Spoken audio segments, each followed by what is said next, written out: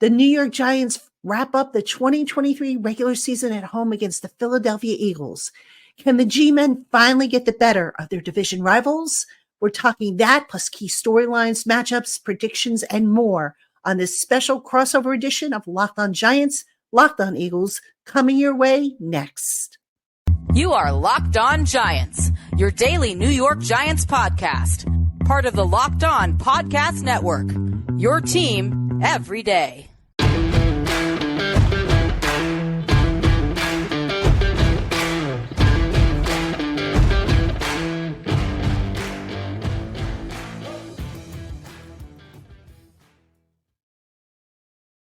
This crossover edition of Locked On Giants, Locked On Eagles is brought to you by Prize Picks, the easiest and most exciting way to play daily fantasy sports.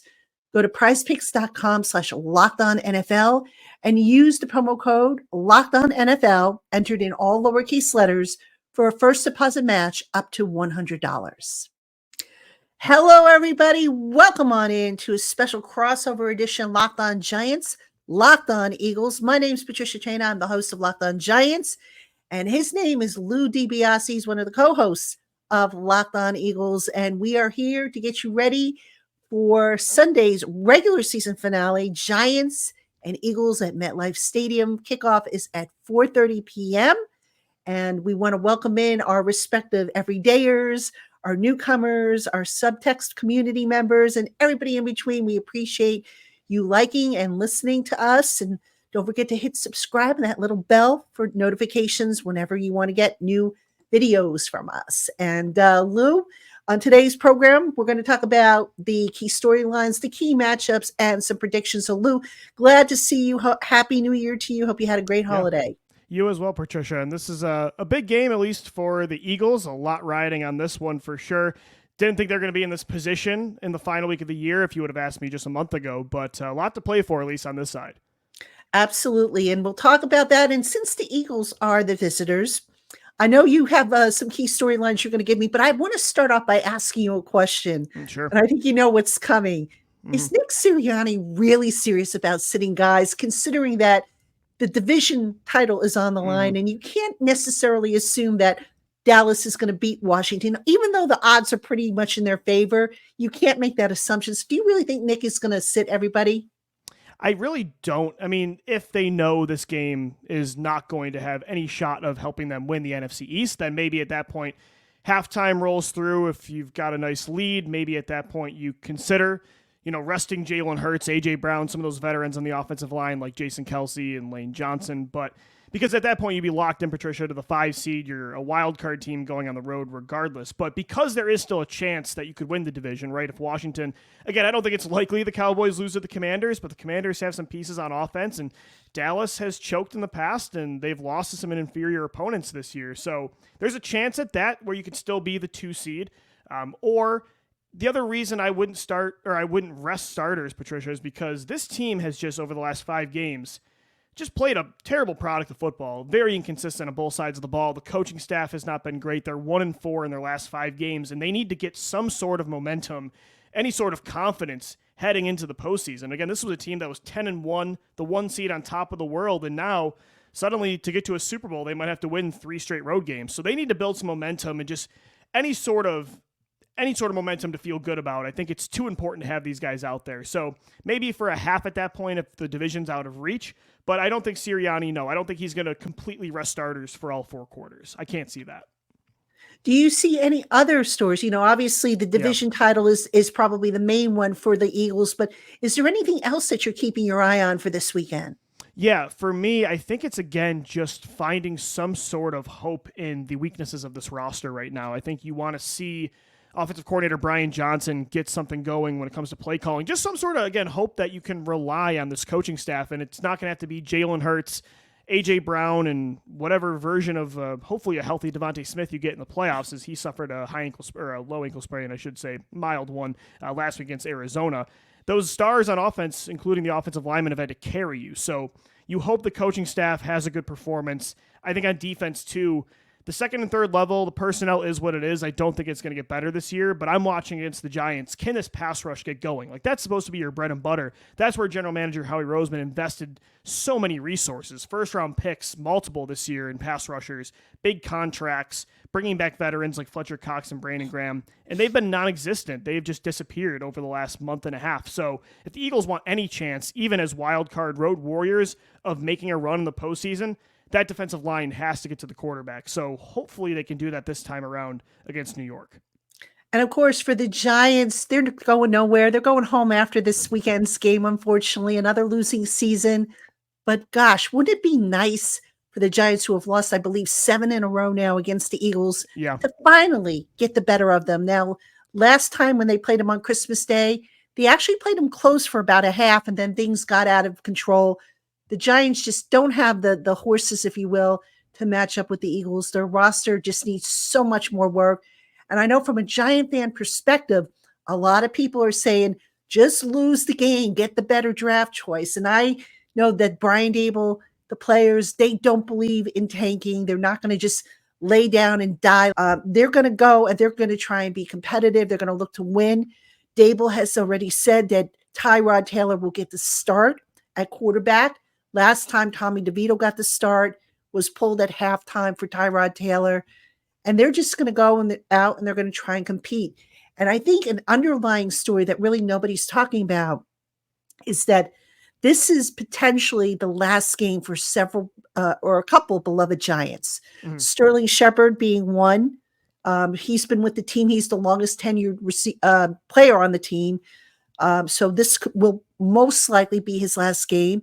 And then the future of Saquon Barkley, the running back, is up in the air. So will he be back next year? And if not, Saquon Barkley's just been a really, good representative of the organization, the face of the franchise. So Giant fans who come to this game on Sunday, weather permitting, of course, right, they could very well be watching the final games of Sterling Shepard, Saquon Barkley, and then, you can also throw in maybe Xavier McKinney, the safety, who hasn't been with the team as long, but, who's been a core member of that team.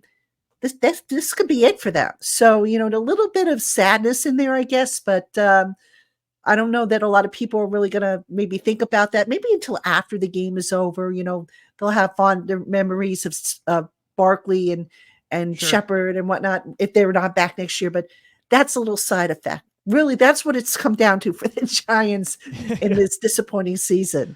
No, I understand. And I honestly gave that thought last week when the Eagles lost to Arizona. I was thinking to myself, is that the last time Jason Kelsey plays at Lincoln Financial Field? Is the last time you see Fletcher Cox out there, Brandon Graham, Lane Johnson? I don't think for Lane, more so BG, Cox, and, Kelsey. But, yeah, Patricia, I thought the same thing last week. I think there's some nostalgia and some sadness there when, veterans that have been with the team for a long time, their careers are winding down. So, for sure. Absolutely. And then, of course, the Giants right into the offseason, a lot of work to do. But before we get there, we got a game to play. We've got some matchups to talk about, and we're going to do that coming up next. This show is sponsored by BetterHelp. Life can sometimes drag us down, leaving us with more questions than answers. Life-changing decisions and events can challenge our coping skills and call our confidence in making decisions into question. BetterHelp can provide you with the guidance you need to become empowered in your decision-making process. BetterHelp is entirely online and is designed to be convenient, flexible, and suited to your schedule. Just fill out a brief questionnaire to get matched with a licensed therapist, and if you find that your assigned therapist turns out not to be a match, you can switch at any time for no additional charge. Celebrate the progress you've already made with BetterHelp. Visit betterhelp.com/lockedon today to get 10% off your first month. That's BetterHelp, HELP.com/lockedon. All right, everybody, welcome back to this crossover edition, Locked On Giants, Locked On Eagles. The Giants host the Philadelphia Eagles in the regular season finale, the 2023 regular season finale. And before we get into matchups, let me tell you just real quick about the new initiative Locked On has going on. Locked On has launched the first ever national sports 24/7 streaming channel on YouTube. Locked On Sports Today is here for you all day, every day, covering the top sports stories of the day with the local experts of Locked On, plus our national shows covering every single league. Go to Locked On Sports Today on YouTube and subscribe to the first ever National Sports 24/7 streaming channel. And Lou, let's talk about some of the matchups. These two teams basically, they saw each other a couple weeks ago. Really not a whole lot of changes in terms of personnel, but what matchups do you think maybe played a bigger role than you thought the first time around that you're really going to be honing in on this time around?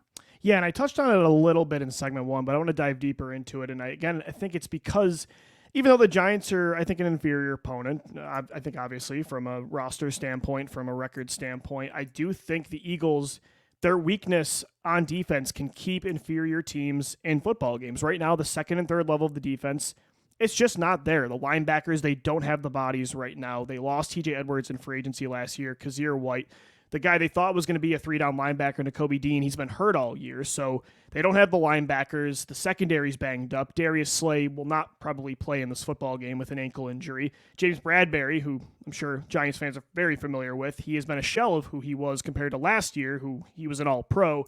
This year, he's been a massive liability. The safeties have been okay, not as good as last year. So when you look at a team like New York, they need the pass rush to go after a mobile quarterback, regardless of who is starting. And the pass rush just has not been able to carry. They look gassed. They look like they've been carrying, overcompensating for the second and third level of the defense all year long. But the fact of the matter is the personnel is the personnel. It's not going to get better. So the pass rush has to get going. And they've struggled against mobile quarterbacks this year. So Kyler Murray last week is a prime example of that. So I'm looking at the pass rush. Can they carry this unit and get some stops? It sounds simple, but the key to winning this game is just to get a few defensive stops, because the Eagles offense, even with as up and down as the play calling has been, they have got the personnel to consistently score 30 plus. They've done it the majority of the season. And I think that'll be the case again on Sunday. I don't think they'll have problems scoring points. But again, they've allowed a lot of inferior teams to stay in it, especially in the second half, because they're scoring. So I don't, again, think the second and third level is going to be much better, but the pass rush, there's no excuse because they have the star power on the interior and on the outside. A veteran combo, rookies, prime players, they have it all. And it's just the results are not there right now. And of course, for the Giants, we're going to talk about the rushing attack, Saquon Barkley. You're going to continue to ride him right to the bitter end, but maybe change it up a little bit as opposed to what they did the first time around. And I think, after seeing what the Cardinals did against the Eagles when they upset them, maybe borrow a few things that the Cardinals did. For example, the Cardinals used a gap-based rushing attack, which got the ball carriers out on the edge, got them some space. And really, you look at Saquon Barkley's game, that's where he's at his best, when he is out on that edge, when he can get into space. That's when he can really do some damage there. So rather than send him between the tackles where really there's not enough push, that interior of the offensive line hasn't been consistent, I think the Giants maybe look to get Saquon more out in space and attack those edges where the Eagles have maybe had a little bit of, struggles the last few weeks. They definitely have, Patricia. Yeah. So that would definitely be, one thing to do. Now, as far as the passing game goes, if I remember correctly, the Cardinals attacked the area between the hash marks and the numbers in the passing game on curls, drags, slants, outs, from the tight end, getting the tight end more involved. Darren Waller is back. He's been back now for a few weeks. Get him more involved and set up some of those catch and run opportunities to maybe take advantage of the struggles that the Eagles have had in their defensive secondary. No, I totally agree. I think when you look at both matchups you talked about, it again highlights focusing on those weaknesses of the Eagles defense. It's the linebackers getting to the edge. Can they hold on in coverage against a Darren Waller? The corners as well. I agree with you. I think that's definitely something the Giants will try to exploit like they did a few weeks ago. I think when it comes to the Eagles offense, again, I think they're going to put up points. The run game has definitely gotten going a little bit more the last few weeks. They were, I think, struggling for a bit there. Very surprisingly so. This has been one of the best running teams in football over the last 3 years under Nick Sirianni and Jalen Hurts at quarterback. They've gotten going over the last few weeks. Jalen Hurts has definitely bounced back the last 2 games. He had 3 passing touchdowns against Arizona. But I'm looking at, because Devontae Smith, who suffered that ankle injury last week, probably will not play. They want to get him healthy. So, Patricia, they're definitely going to probably rest him for the postseason. they've been struggling when it comes to other passing targets at receiver. I think A.J. Brown, can he carry in this football game? He's going to get, I think, a heavy dose of targets. Same with Dallas Goedert. But can one of those other receivers step up in place of Devontae Smith? Julio Jones, he did catch 2 touchdowns last week against Arizona. But before that, he really had only made 1 play in 2 months of being with this football team. So Olamide Zaccheaus has been inconsistent. Quez Watkins is in the doghouse right now, justifiably so. Can they, again, replace Devontae's production? Because even Dallas Goedert's been injured a lot this year, Patricia. So Smith and Brown have been carrying the majority of the targets in the passing game. Now that number 6 is going to be out, they're going to need A.J. Brown, but they're going to need their role players to step up as well. And also, just to talk real quick about the defensive side of the ball, the first time around, the Giants relied heavily on pressure packages, trying to force Jalen Hurts into making some mistakes. Didn't really work that well for them. What has worked well, I think, against the Eagles offense is sitting in zone underneath, containing the edges, and just make Jalen Hurts beat you by making those difficult throws that, Sure. that formation brings about. So, he's a top quarterback, but he thrives, working the quick game and playing out of structure. So I think, force him to make those difficult throws, maybe do a little bit more cover 2, cover 4, cover 6, and just have defenders come down, cover that flat, and take away the options that Hurts can exploit usually when he has those available. No, I agree. I think another thing is the Eagles have really been struggling to get the deep ball game going. That's what their bread and butter was in 2022. And if the Giants can limit that deep ball, the Eagles have been impatient at times, just trying to win with death of 1,000 paper cuts. At times, that's what you got to do. You got to run the football. You got to take what the defense gives you underneath the quick passing game. This team needs to utilize the middle of the field more and then let those shots open up. It feels like at times they're trying to force the issue a little bit too much. And again, they need that deep passing game to get going if they want to get to where they want to in the playoffs. But I think that's another thing to definitely watch is how the Eagles do attack in the passing game. And of course, turnovers will be a big thing for the Giants. The Giant defense, when they're able to get some turnovers, they're able to keep it it's a what lot put them back in the game. I think, Yeah. Patricia, 2 weeks ago, is you look at that very strange kickoff fumble that happened, but also the pick 6. Yeah, I agree. I mean, that's one thing the Eagles have really struggled with this year compared to last year. They have a negative differential with turnovers, and last year they were in the positive by a lot. So that's something, again, they've allowed worse teams to stay in football games because of.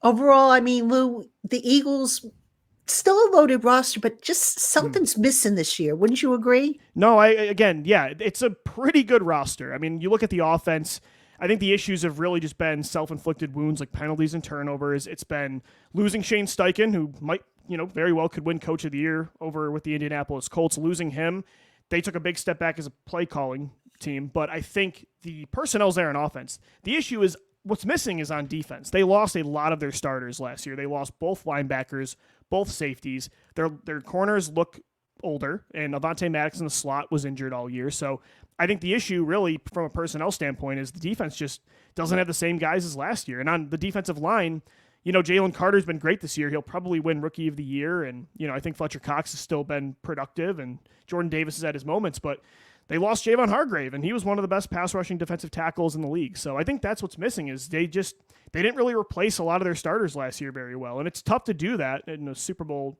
window when those guys cash in elsewhere. But the fact of the matter is those guys have not been able to replace the 2022 starters.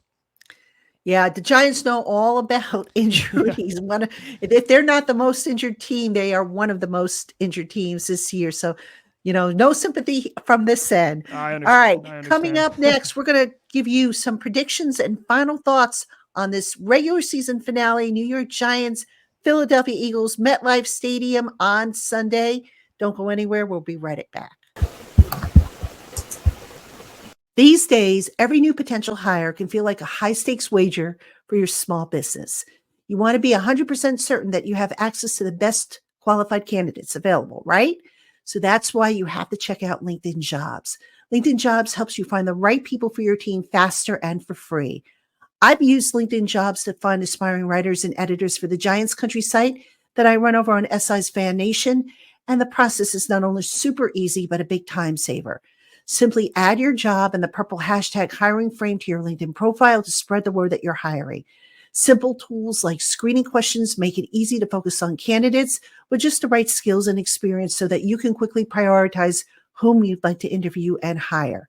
So don't spend time sorting through endless resumes and dead-end leads. Put LinkedIn Jobs to work for you today for free by visiting linkedin.com/lockedonnfl.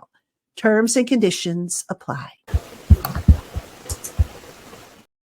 All right, everybody, welcome back to this crossover edition, Locked On Giants, Locked On Eagles. He is Lou DiBiase, co-host of Locked On Eagles. I am Patricia Traina, the host of Locked On Giants. It is the last crossover edition for Locked On Giants of the 2023 season, but the Eagles, they'll probably have at least one more, if not, 2 or 3, who knows? At least one. At least one. I'm not feeling great about 2, though, Patricia. I long for the day when I can sit here and say, okay, That's we're true. going to have another one in the postseason. We had it last year, but not this year. Giants going home, unfortunately. So, Lou, let's talk about some predictions for this game now. A factor that could play into this game. There's going to be some yucky weather on Sunday. It's in the forecast. Yeah. The weather people are saying that we are going to have the mother of all snowstorms, something that we haven't seen really in the last 2 years. How do you think that might affect the strategy of both teams? I mean, if you have a whiteout, it's going to be hard to see. Mm-hmm. I mean, so what do you anticipate there? Yeah, I think when you add the weather on top of Devontae Smith being injured and the fact that this Eagles run game is definitely heating up a little bit over the last few weeks, I think a run-first approach will likely be the case. Plus, you're just trying to maintain a lead. Hopefully you can build one up in the first half and then really control clock, time of possession. I think that will, again, because the Eagles normally in the past have been a run-first football team with Hurts and Sirianni, but that's not been the case this year at all. I mean, they are a pass-heavy football team. If the weather is not great, and it looks like, as you mentioned, it's not going to be, this could be some of the worst weather we've seen in a while for one of these Eagles-Giants games, I think they will definitely look to, on top of the injuries, just trying to stay healthy for the playoffs, maintain a lead, not turn the football over. I think the run game, just let that offensive line carry you through this one against a worse team. I think that'll definitely be the approach. And that, of course, I think plays into the Eagles' strengths because, when it comes to the trenches, they have beaten the Giants, not just, their offensive line, but their defensive line had beaten the Giants. And, we talked about matchups in the last segment. I'm concerned about the Giants' interior offensive line against that Eagles defensive front.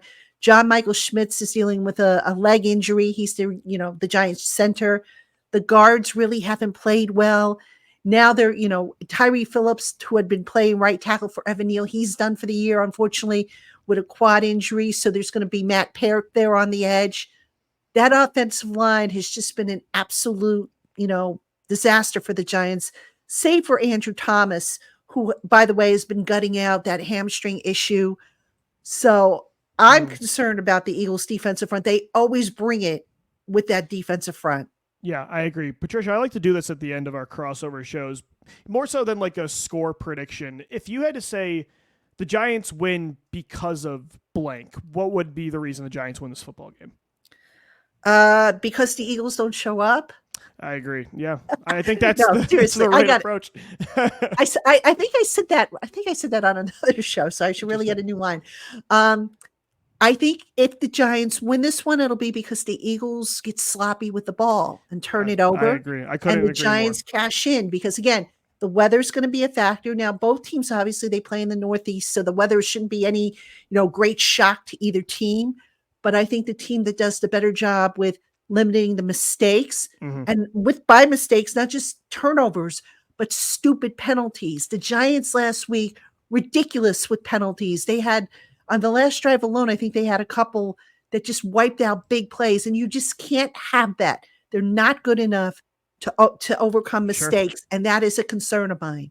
I agree, and I think for the Eagles, they're a better team. The way they allow these teams back into games is because they make mistakes. Again, a negative turnover differential this year. They've had a lot of games where you see 8, 9 just terrible penalties that have stalled out drives. That's the issue with the offense. Again, they're moving the football this year, and the play calling hasn't been great, but there's also times where even at the end of the game against Arizona last week, what put them in such a bind is that terrible 10-yard penalty that put them in a 1st and 20, put them way behind the sticks, and then the play calling could not overcompensate, and of course the talent couldn't either. So I think, again, yeah, it sounds obvious, but for these two teams, I think both, it's very important for them to not play a mistake-filled football game, especially with the weather. And then for me, again, with the Eagles, it's just if you can win in the trenches, I think you should be able to win this football game, even with some of the issues of this roster. If your offensive line can continue to thrive, if your defensive line can finally bounce back in a mismatch, I don't think they should have problems winning this game. But I've been saying that for 5 weeks now,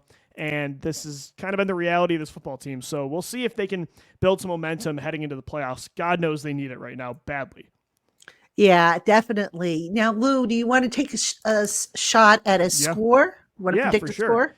I'm going to say I don't think this is going to be a complete blowout. I think the Eagles will control, kind of like last game, they'll control the lead for the majority of it. Hopefully they don't allow the Giants to pull within, the Giants had the ball to end the game, only down by 1 possession. I don't think that'll be the case again.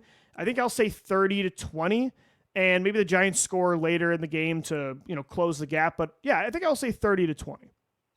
All right, 30-20. Yeah. Now, according to our friends over at FanDuel Sportsbook, the Giants are a 5.5-point underdog. The odds are actually a little bit better than they were from the Christmas Day game. I don't know why, but they are better. Maybe they're assuming starters aren't playing. I'm not sure.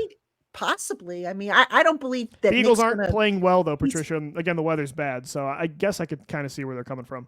Yeah, but I don't believe Nick Sirianni is going to sit guys. I mean, I'd be shocked with that. But all right, I'll give you a score prediction. Yeah. I'm going to say I don't think the Eagles are going to score 30. I'm going to say 24-13. Okay. Eagles. Yeah. I think the Eagles will take that, honestly. Just get a win at this point. I think any sort of momentum and feel good heading into the postseason is important. But yeah, I could definitely see that.